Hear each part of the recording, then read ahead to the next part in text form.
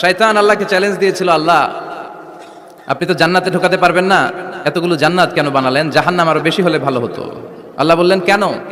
শয়তান বলে, আল্লাহ এই সবগুলার আমি ওয়াসওয়াসা দিয়ে মুনাফিক বানিয়ে নাস্তিক বানিয়ে জাহান্নামে ঢুকাবো। আমি চ্যালেঞ্জ দিলাম, ডান দিক থেকে ধোকা দেবো, বা থেকে, সামনে থেকে, পেছন থেকে, নিচ থেকে, রগের শিরা উপশিরায় ঢুকে, মাজরার দাম যেখান দিয়ে রক্ত চলাচল করে ওখানে ঢুকেও আমি ধোকা দেবো।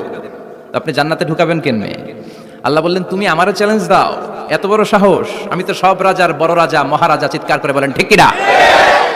মহারাজার সাথে চ্যালেঞ্জ দেয়া যায় না। তুমি আমাকে চ্যালেঞ্জ দাও, আমিও তোমার চ্যালেঞ্জ নিলাম। তুমি আজীবন ধোকা দিবা, আজীবন তুমি গোমরা করবা, বেনামাজি বানাবা, জালিম বানাবা।